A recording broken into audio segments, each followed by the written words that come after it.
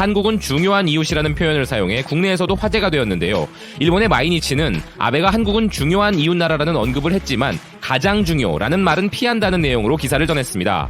아베는 2012년 말 제2차 아베 내각 출범 이후 국회 연설에서 한국을 가장 중요한 이웃이라고 소개하는 경우가 많았지만 2017년 1월의 연설을 마지막으로 이 표현을 사용하지 않았으며 같은 해 5월에 취임한 한국의 문재인 대통령 하에서 한일 관계가 악화된 것이 배경에 있다고 보여진다는 분석을 내놓았습니다.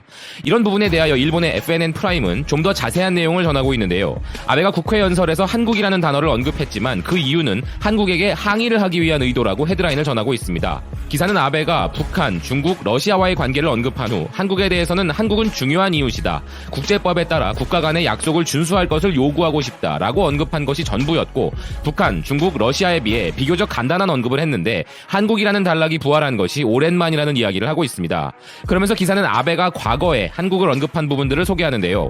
2018년에는 미일, 한미일의 결속 아래 국제사회와 협력하면서 한반도의 완전한 비핵화를 목표로 라는 언급을 했었고 2017년에는 한중일 정상회담을 조기에 개최하여 3국의 협력을 더 심화시켜 나갈 것이라는 형태로 다자국 간의 언급에서만 한국을 이야기했으나 3년 전인 2016년에는 한국을 단독으로 언급했었다고 이야기하는데요. 2016년에는 한국은 전략적 이익을 공유하는 가장 중요한 이웃이며 미래지향적 상호 신뢰하에 새로운 시대의 협력 관계를 심화시켜 나갈 것이라며 한국을 단독으로 다루었지만 그 내용은 3년 전과는 확연히 달라졌음을 강조합니다. 3년 전 가장 중요한 이웃이 이제 그냥 중요한 이웃으로 격화되었으며 그것도 강제징용 판결 문제를 염두에 둔 항의였다는 것이죠. 결국 3년 전까지는 한국을 가장 소중히 여기던 아베가 그 입장이 많이 달라진 것이 최근의 문제가 아니라 해마다 조금씩 변화되는 과정이 있었음을 알 수 있는데요. 한국에게 일본은 가장 중요하지도 그렇다고 중요하지도 않고 그저 불편한 이웃일 뿐인 상황이기에 한일 관계 악화를 기준으로 아베의 속내를 보고 있자면 사태의 장기화는 불가피한 것이 아닌가 하는 의견입니다. 지금까지 BK 뉴스였습니다. 시청해주셔서 감사드립니다. 금요일 비욘드 페스트라는 영화제에서 관객들에게 그 소식을 듣고 매우 복잡한 신경이었다고 말했음을 전하고 있습니다. 또한 봉준호 감독이 살인의 추억을 만든 이후로도 이 사건은 계속 자신의 가슴속에 남아있었다며 심정을 밝힌 것도 이야기합니다. 기사는 이미 수감되어 있던 용의자와 당시 범죄 현장의 DNA가 일치했다는 사실과 함께 1986년부터 1991년에 걸쳐 발생한 이 끔찍한 살인사건에 대해 비교적 자세한 내용들을 설명했습니다. 기사는 살인의 추억의 주인공 역할을 맡았던 배우 송강호에 대한 소개도 이어가는데요. 깐느에서 황금종려상을 받고 이미 한국에서 흥행에 성공한 영화 기생충의 주인공인 송강호는 봉준호 감독의 이전 영화 괴물과 설국열차에서도 주연을 맡은 바 있지만 이들의 콜라보를 통해 만들어진 가장 잊혀지지 않는 장면 중 하나는 송강호가 마치 실제 살인범을 관객들 가운데서 찾는 것처럼 카메라를 똑바로 쳐다보는 살인의 추억의 마지막 장면이었다며 이 장면과 이 영화는 이 사건의 범인에 대한 소식이 전 세계적으로 온라인에서 헤드라인을 장식하면서 다시 한번 새롭게 관심을 얻게 되었다고 설명하고 있습니다. 봉준호 감독은 데이비 핀처 감독의 영화 조디악이나 넷플릭스의 마인드 헌터와 같이 실제 사건을 배경으로 한 영화들을 언급하며 이 연쇄살인 사건은 한국에서 일어난 끔찍한 사건이었고 한국에서는 이 사건이 큰 트라우마였다라고 설명했다고 합니다. 또한 봉 감독은 영화를 만들 때 굉장히 궁금했고 이 살인범에 대해서도 많은 생각을 했으며 범인이 어떻게 생겼는지 궁금했다라고 덧붙였다고 하는데요. 기사는 봉준호 감독이 대본을 작성하는 동안 이 사건에 연루된 경찰, 언론 등의 다양한 사람들과 대면하였지만 만날 수 없었던 유일한 사람은 바로 그 살인 용의자였다고 이야기합니다. 마지막으로 기사는 마침내 지난주에 그의 얼굴을 사진으로 볼 수 있었다. 그리고 그에 대한 내 감정을 설명하기 위해 더 많은 시간이 필요하다 생각하지만 지금은 범인을 찾기 위해 끝없이 노력한 경찰관들에게 박수를 보내고 싶다라고 말한 봉준호 감독의 코멘트를 전하며 마무리되고 있습니다. 그가 이 영화를 만들기 위해 얼마나 치열하게 준비했는지는 익히 잘 알려져 있는 사실이다 보니 봉준호 감독의 입장에서는 살인 용의자의 등장과 관련 수사가 더욱 특별한 의미로 다가올 것이고 느끼는 바가 다를 것이라 생각되는데요. BK 뉴스도 봉준호 감독이 마지막으로 이야기한 바와 같이 경찰 관계자 여러분들께 대한 감사의 말씀을 전하고 싶습니다.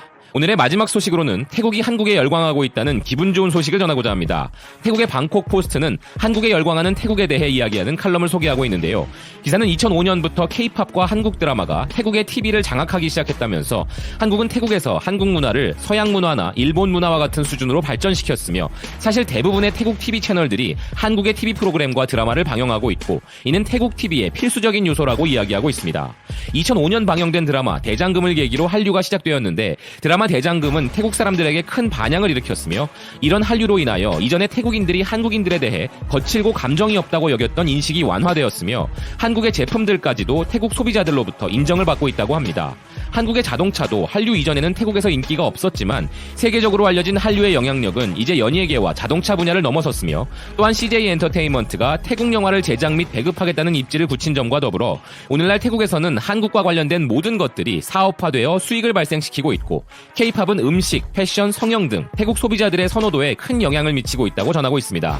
대장금 이전까지만 해도 태국에서 한국이라고 하면 가장 유명했던 것이 김치였고 한국의 불고기와 비빔밥을 먹을 줄 아는 태국인은 극소수였으나 오늘날 방콕 중심가와 주요 도시의 구석구석에는 수백 개의 한국 식당과 패션 매장들이 즐비하고 한국의 치킨은 태국 젊은이들 사이에서 새로운 위안거리가 되었고 한국의 떡볶이도 태국에서 가장 잘 알려진 한국 음식 중 하나가 되었다고 이야기하고 있습니다. 현재 태국에서 가장 유행하는 한국 스타일의 사업은 네일아트이며 좋아하는 여성 아이돌처럼 보이기 원하는 열성 팬들을 위한 의료 관광이 비싸긴 하지만 인기를 끌고 있다며 한국에 열광하고 있는 태국인들에 대해 설명합니다. 또한 여기에 더해 약 4만 명의 태국인들이 한국어를 공부하고 있다면서 이것은 영어 다음으로 인기가 많았던 일본어를 배우는 사람들의 수를 능가하는 수치라며 태국 내에서 이미 일본을 앞지른 한국 문화와 언어에 대한 관심도 설명하고 있습니다. 기사는 끝으로 문재인 대통령이 태국과 협력해 전자상거래와 정보기술 분야를 발전시키겠다고 약속했다면서 태국 정부의 사업 계획에 있어서 5G 기술을 보유한 한국은 가장 적합한 파트너라고 이야기합니다. 또한 이런 한국의 기술과 한국과의 협력은 지역 정책 기반자들과 사업가들로부터도 환영을 받고 있는데 이들의 한국에 대한 우호적 반응이 전혀 놀랍지 않은 것은 이들이 20년 전 한국의 인기 게임이었던 라그나로크를 즐기면서 자란 세대이기 때문이라며 기사는 마무리되고 있습니다. 태국을 포함한 인도차이나 반도 및 아세안 국가들은 가치를 점점 더 크게 인정받고 있는 한국에게는 정말 중요한 시장들인데요. 태국이 이렇게 한국에게 열광하며 한국을 좋은 파트너로 여기고 있다는 것은 정말 기분 좋은 소식이 아닐 수 없겠습니다. 지금까지 다양한 외신들의 소식을 전해드린 BK 뉴스 브리핑이었습니다. 시청해주셔서 감사드립니다.